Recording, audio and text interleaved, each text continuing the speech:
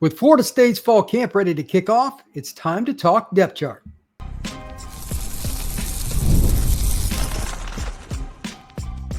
You are Locked On Seminoles, your daily podcast on the Florida State Seminoles. Part of the Locked On Podcast Network, your team every day. Welcome back into Locked On Seminoles. I am your host, Brian Smith, longtime college football writer and recruiting analyst.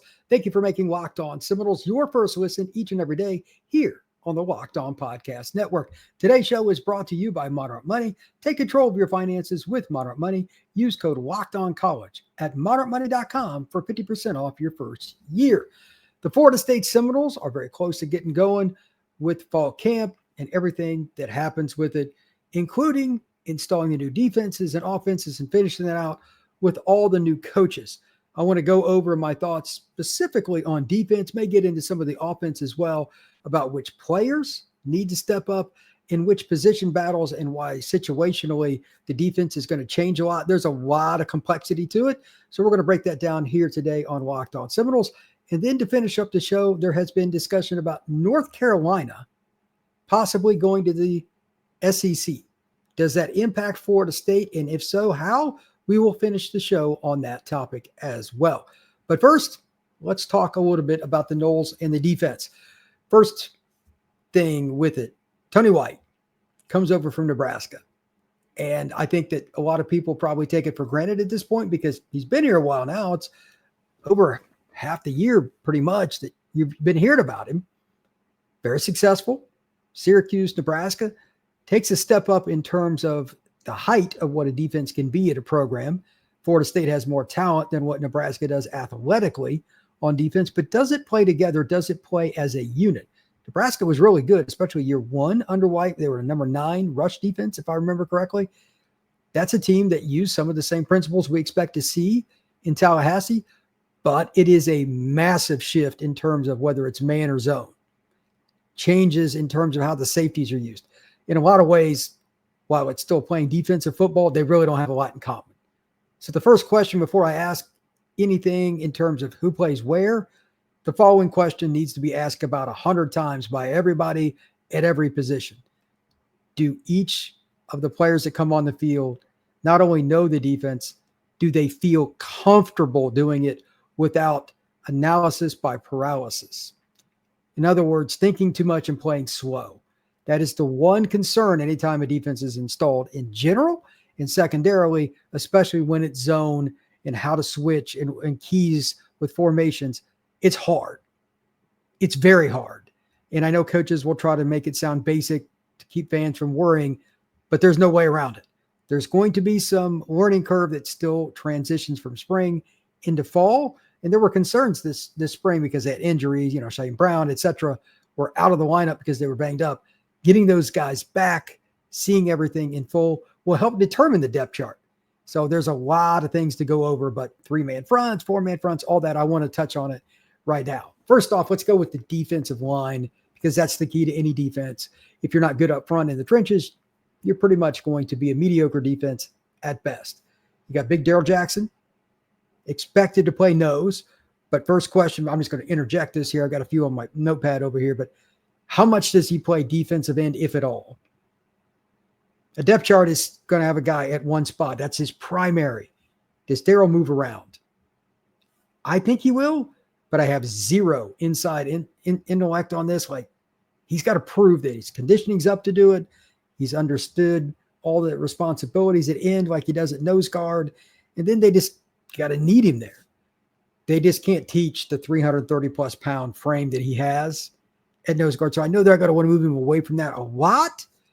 But as a playmaker, it's a lot easier to generate sacks, pressures, tackles for loss from an end position, even in a 3-man line, as compared to playing nose guard in a 3-man front or like getting doubled a lot as a nose in a 4-man front. I don't think that's going to be very easy for him. He's probably going to have to, shall we say, take the bull by the horns this fall camp. I think he'll do well at nose because that's going to be a problem for any team. It's easy to see him doing well there. If we hear him playing multiple spots or even just see it in the Alabama game, I'm sure Norvell will hide and lie at the press conferences like coaches do about who's playing where depth charts because they play Bama first. I get it. But if Daryl's playing multiple spots in that Bama game, that will be a great sign because that means he picked up the scheme, and that means that they can move him around and keep teams off balance. And again, he's 6'6", he's 330 plus pounds. Not many human beings are built like Daryl. So that is my first question. How do they use Daryl Jackson, and how often do they move him around? Secondarily, KJ Sampson. This is a kid that came in out of North Carolina, highly touted, big defensive tackle. Is this the year that he steps up? And will it be at end, nose guard, or both? Same question with Daryl Jackson. This is another guy that's 300 plus pounds. He could play multiple roles. In a three-man front, when they're not in a four-man look, why couldn't he play down? Why couldn't he play 4-eye? Why couldn't he play 2-eye? Sure, moving back and forth. Again, the key here, do the players feel comfortable in these multiple roles? I think he's best in a power defensive tackle kind of situation where he's playing 2-eye, playing straight up. He could 2-gap because he's big enough and strong enough, but he also has to take on the responsibility of being a 2-gap guy to do what they recruited him to be at Florida State, and that's a disruptor. KJ Sampson is a massive kid. He's very powerful. But now we need to see it. To that point, Daniel Lyons, that's another guy. He was one of my players stock up in the spring for what little I'd heard. And he's a guy I just liked his performance last year. He played with more effort, especially early in the season when Florida State really struggled. Daniel was the one guy I thought that played better than anybody up front. If he comes in and competes at a high level, maybe he makes it a little bit easier for the Florida State coaching staff not to play Daryl in both spots because he's doing so well at one of the ends. We'll get to the overall circumstance, like I guess I should say defensive tackles. Talking about strong side in, weak side in, again, this is a very complex situation because Florida State's going to run a multiple front, a true sense of it. So it's more like having 8 spots on the D-line than it is 3 or 4. It's unfortunate. It's hard to explain in a podcast, but I expect both KJ Sampson and Daniel Lyons to move around some. I'm just curious which one steps up the most and at which spot, because that'll also impact Daryl Jackson and how many reps he gets. In terms of the depth chart of somebody that might surprise you, that's difficult to say because I think Florida State has so many potential guys that are rising up. They got a lot of big bodies on D-line. It's out of the 3 levels of the defense, my least concern is honestly defensive line, which is the most important, because Florida State has actually recruited it well, and they've done a good job in the transfer portal too. And then you got Kevin Wynn. Played 1A football, I know, in high school last year. He still dominated. He was dominant at the All-American Bowl in San Antonio. They didn't even let him practice part of the time because he was disrupting the offense's plays as they were installing for an all-star game. Kevin was dominating so much. I think he will be the backup to Big Daryl, and I doubt they put too much on his plate about moving him around, playing him at defensive end or the strong side defensive tackle spot, but physically he can do it. Now, do they want him to take that role on? That's probably a little bit different. But Kevin is 320, 330. He's another massive player that helped clog up the run. And I just want to reiterate, I think with this kind of group, it's why I think Florida State conservatively should be one of the top 25 teams in the country at stopping the run. They're so big up front. It's just going to be a lack of space. Florida State's going to eat up a lot of gaps just with their mass. They do not have any problem beating up on people inside, and they can bring them in waves. Jamari Flagg, I would imagine Daniel Lyons will play a couple of different spots. You got Sampson, obviously Big Daryl. You got Diamante Diggs, and you got Deontay McCray. All these guys are like over 250. Most of them have some pretty good experience. There's no excuse, no matter how they line up, for them to not be a dominant team defensively against the run. That's the one thing that I will be steadfast in going into fall camp. I usually like to hear some reports and see coaches talk about guys individually before I say that, but there's just really no reason. The pedigree with the coaching staff and all these guys they should be really good against the run. As far as starters, Big Daryl should be the nose.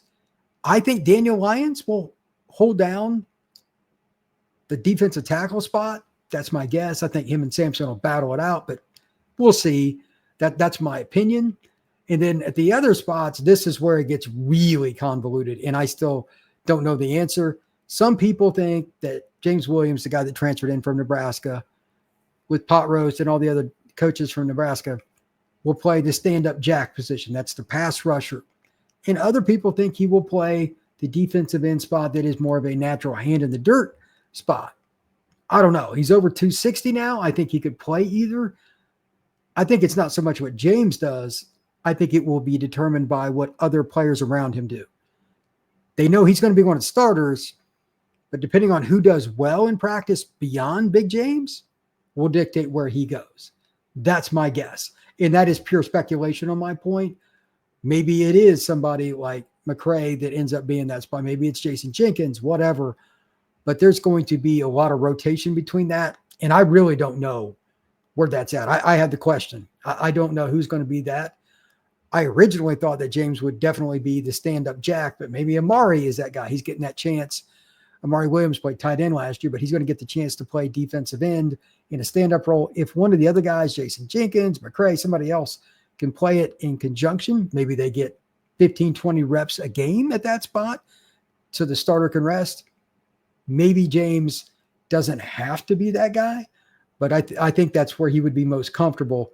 We'll see if they rotate him back and forth, but this is a massive change again in defensive philosophy from a 4-3 to a multiple 3-4 look or 3-3-5.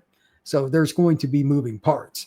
When we come back, I want to talk about the linebackers, the DBs a little bit, and some of the other things that are going on with Florida State's defense. That is next here on Locked On Seminoles.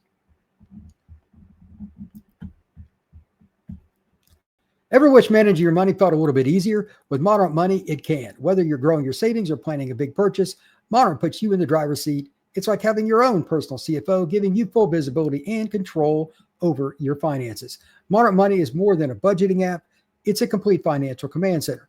You can track your accounts, investments, and spending in one place. So in addition to managing your money, you're also building your wealth. Whether you're trying to save for a home improvement loan, trying to get another car, or saving for your granddaughter's college education, doing so comes a lot easier when it's consistently taken care of in one spot. That's where Monarch Money comes into play. Their app will allow you to track all your spending in one place so you know where you're sending your money. Take control of your finances with Monarch Money. Use code LOCKEDONCollege at monarchmoney.com for 50% off your first year. That's monarchmoney.com for 50% off your first year.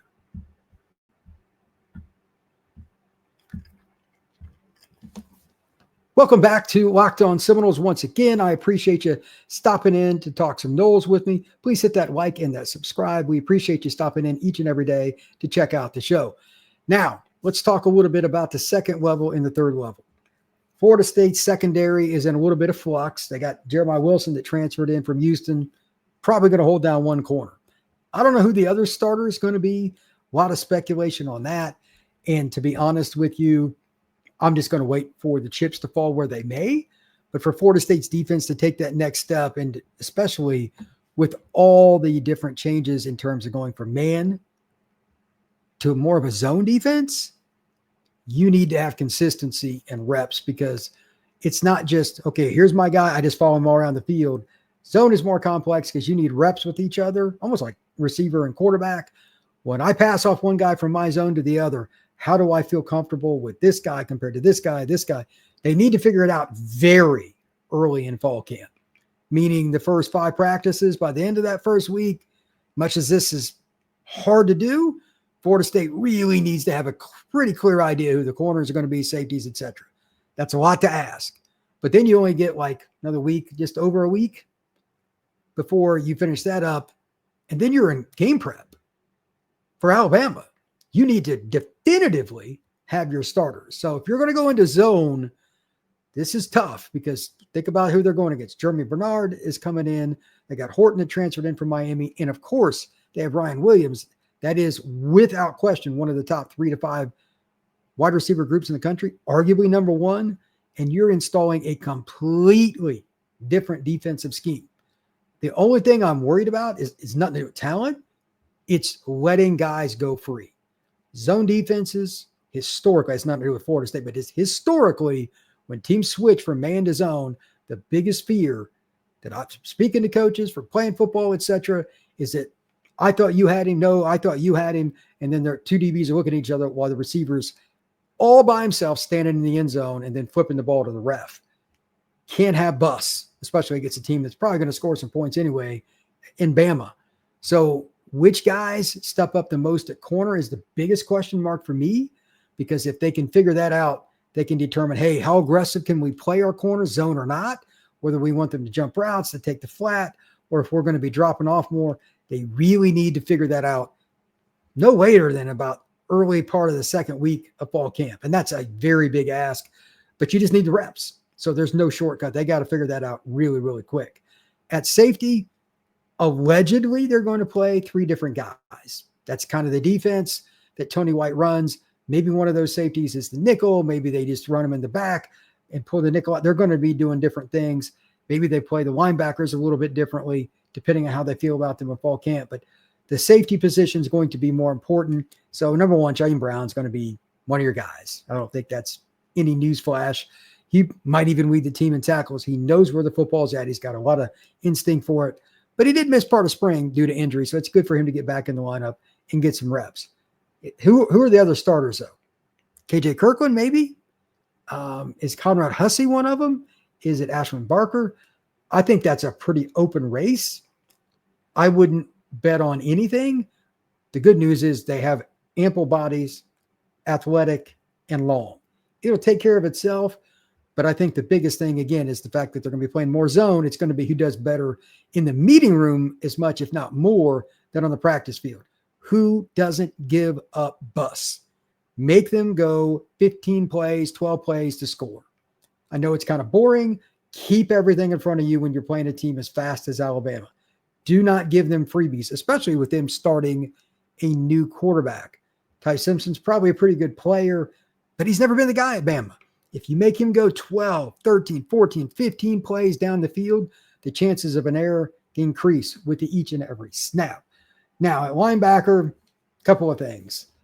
I really thought that Stephon Thompson would be the starter. I really did. But there's been different speculation on who's going to be the main guy. Is it Cryer? Is it Graham? How's that going to work?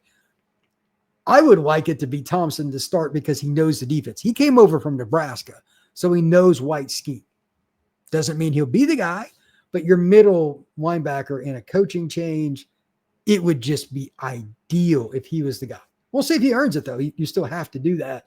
Elijah Herring comes over from Memphis. Very athletic guy, very productive.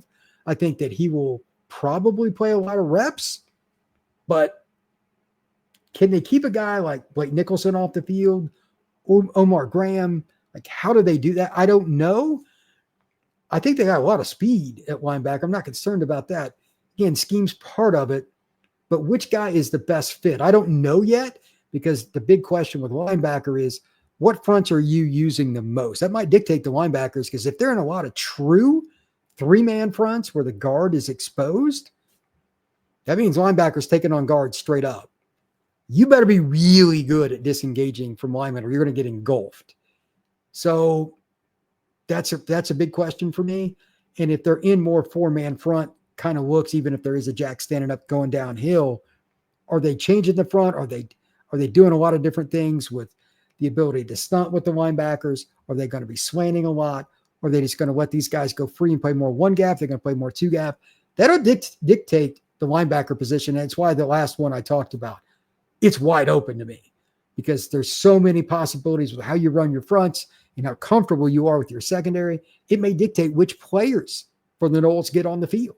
That's part of football, and that's fine.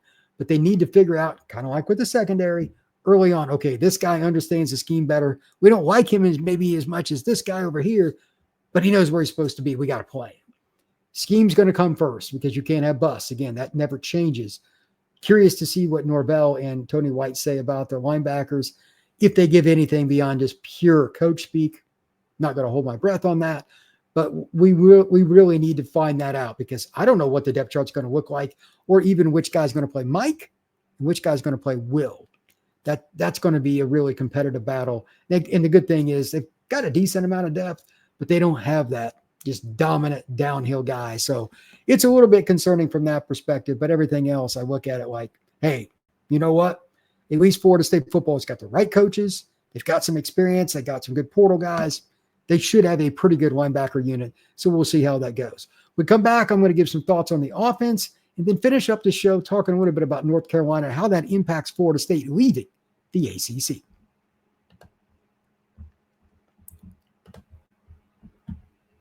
We've all been there, logging on and waiting forever for concert tickets to go on sale, only to lose out because you just couldn't quite click it as fast as somebody else, and then you don't get to see the concert that you were just dying to see.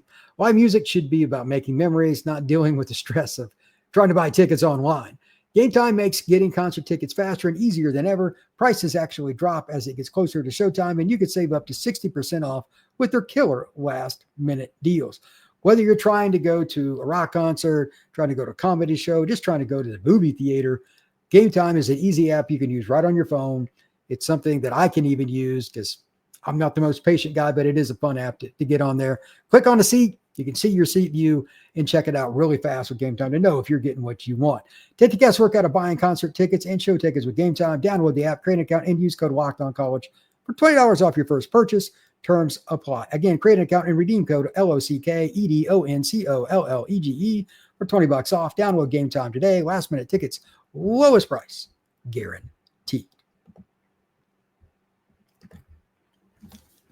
Thank you once again for making Locked On Seminoles your first listen. If you've got something else you'd like to check out in regards to recruiting or anything else, my other show, Locked On the Portal, is a great opportunity.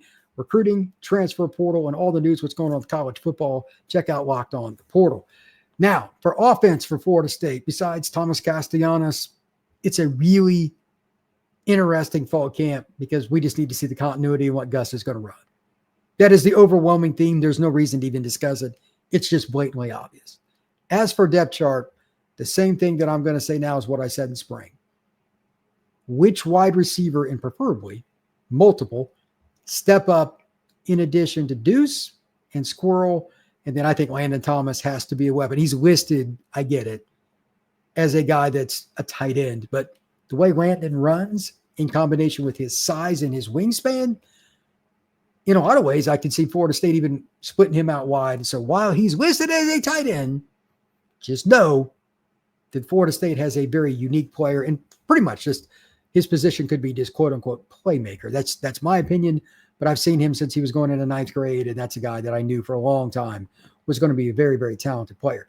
Randy Pittman, I think, is the unique guy. Gus likes to use a lot of H-backs. Pittman played down in the Panama City area coming out of high school, went to UCF, and then transferred to Florida State. I expect him to be used in the backfield, H-back meaning in the hip of the tight end, and in the slot. They did that when he was at UCF. Why not do it in Tallahassee?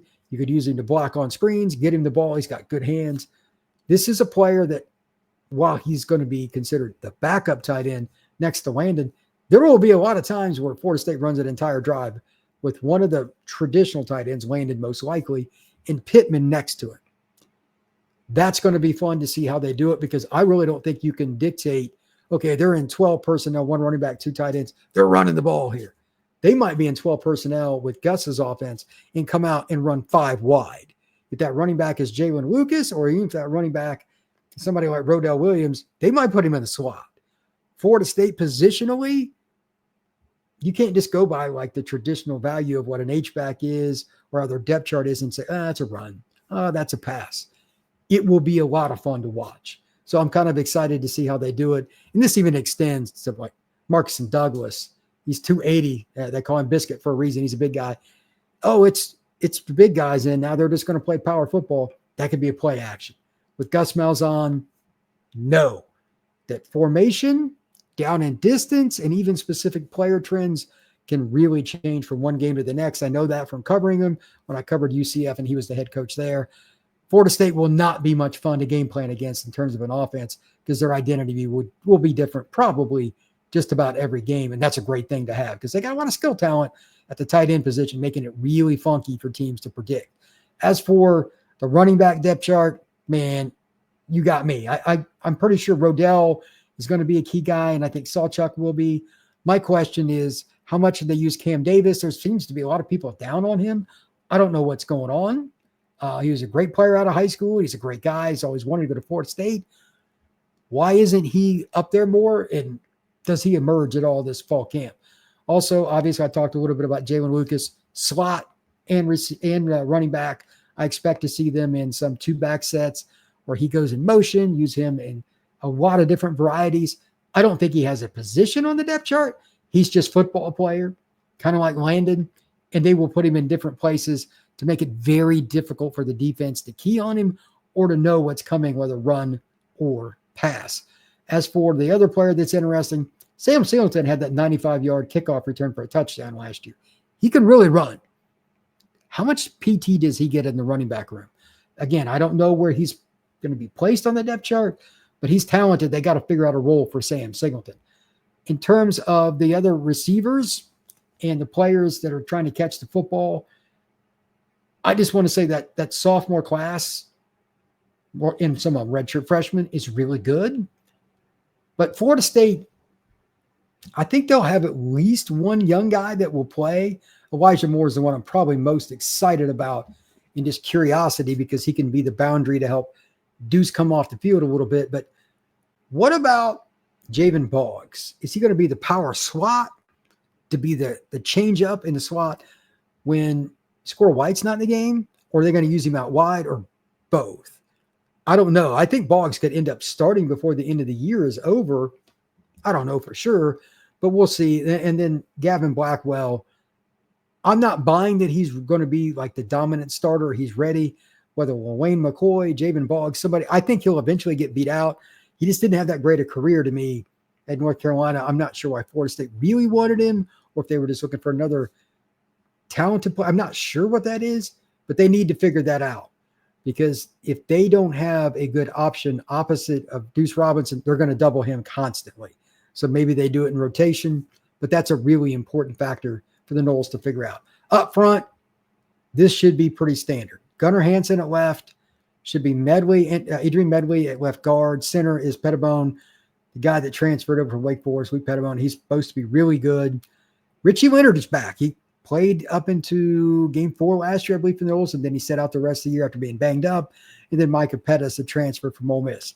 My only question is this with the O-line. I've said this 100 times. If anybody goes down, are the players that are competing for that spot to get in the lineup, are they really ready? They're going to cross-train some with Herb Hand. We'll see what it ends up being, but they really need to be better on the offensive line when something goes wrong. Last year, they just didn't handle any diversity in the lineup from week to week, and they got banged up a lot anyway, and they just struggled mentally. This isn't not just a new year, but like an entirely new group, like except for Winter, who played a little bit. 4 new guys. It's a new season. It's a new offensive line coach. It's a new offensive coordinator. They've got to wipe the slate clean.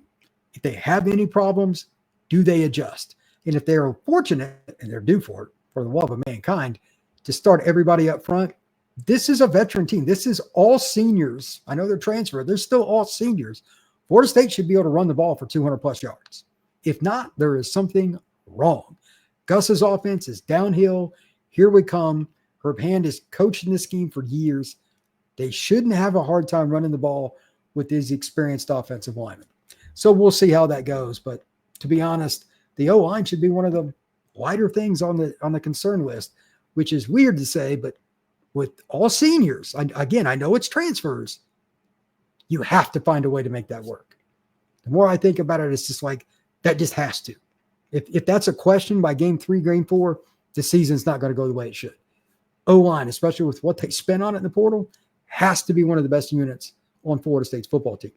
To finish up, I just have a generic question here for everybody. I'm sure many of you have seen, and if not, I'll announce it here now. North Carolina is allegedly talking with the SEC. How serious it is, how long it's been going, all that, I have no idea.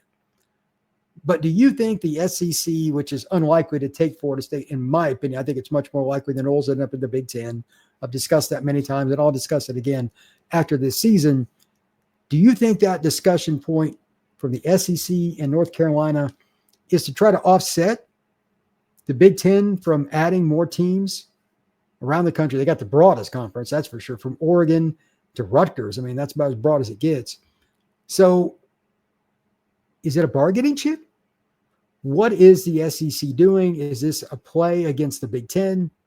Florida State and Clemson involved with this as well. Maybe Miami. This is a fascinating topic. Just want to paint the picture in your back of your mind. There's a lot of things that can happen, and this stuff never ends. So we'll see what happens. But North Carolina, maybe they're not going to end up in the Big Ten after all. That's eventually going to be a big topic. Thank you once again for making Locked On Seminoles your first listen each and every day. Please like and subscribe. We will see you again soon.